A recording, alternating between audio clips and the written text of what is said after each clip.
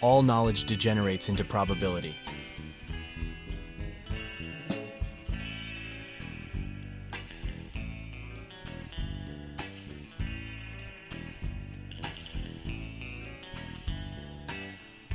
The most important questions of life are indeed, for the most part, really only problems of probability. Pierre-Simon Laplace. It may have been drainpipe at Zuma Beach, or even teas at Santa Monica, but I have a distinct memory that my surf companions and I first discovered the magical mantra at Coral Beach, Malibu. The ocean was nearly flat, and I was out in the water with my childhood friends, Pat Donahue, Joe DeChiro, and Rob Gilmore. I was 13 or 14 years old. We were all attempting to body surf, but no waves were coming in, when all of a sudden someone in our group came up with a most infectious chant, apparently improvised right on the spot. Voodoo, voodoo, and 2 more waves. You know we need them, and we need them today. We started chanting in unison, splashing the water, and laughing out loud. Then to our utter amazement, as if King Neptune had turned on his hearing aid, a set of waves approached from the horizon. Pat caught the first wave, and the rest of us caught the second one, which was slightly bigger. And then, almost as if responding to some hidden cue, the ocean went flat again. I think it was right then and there that the Voodoo Voodoo chant became part of our surf lore, and one which we used whenever we needed waves. Of course, we never literally believed that the chant worked, but over the years we did find a number of remarkable synchronicities whenever it was invoked.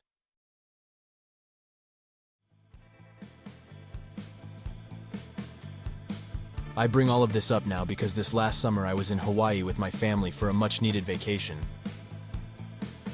The surf had been amazingly good for most of our trip. However, near the end of our sojourn, the South Shore had gone flat.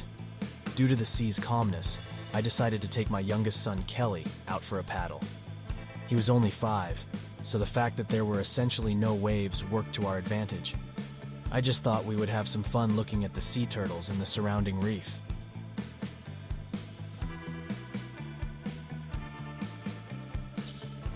Kelly and I paddled out pretty far out to a spot called Pops, slang for populars, since I thought we might find a tiny little wave to ride. But alas, no such luck. After looking around at the surrounding beauty, with a breathtaking view of Diamond Head and the wall-to-wall high-rise hotels, Kelly asked me why we couldn't surf a wave together. I explained that there was no incoming swell, so most of the waves that were coming through were not breaking strong enough to ride. Kelly was a bit sad since he really wanted to surf with me. It was right then that I told him of how when I was quite young, my friends and I came up with a chant that when rightly repeated could generate waves. Naturally, I exaggerated a bit, detailing the mythological lore with tidbits about how King Neptune and his crew make waves by blowing huge bubbles from under the sea whenever they have birthday party. Kelly was wonderstruck, and to my chagrin, bought the story hook, line, and sinker. Then Kelly exclaimed, "What is the chant?" I hesitated for dramatic effect, wanting Kelly to think of how truly magical the mantra was, and how only very few surfers in the world know of its power.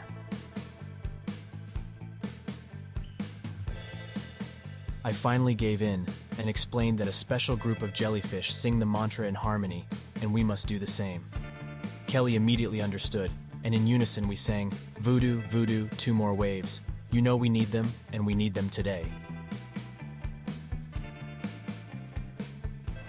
Well, to my complete astonishment, right when we finished singing the chant, a series of unexpected waves came, triple anything that had come in for the past few hours.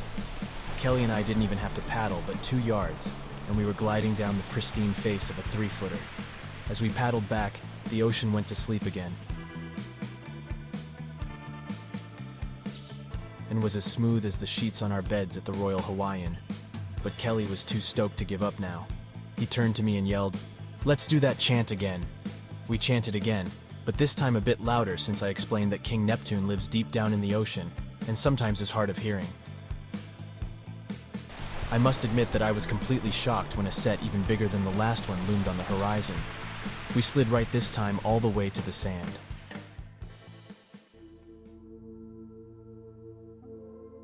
Later that night, as we were all having pizza at Il Lupino, Kelly wanted to know why the chant worked as it did. He sensed that there was some rationale behind the apparent magic.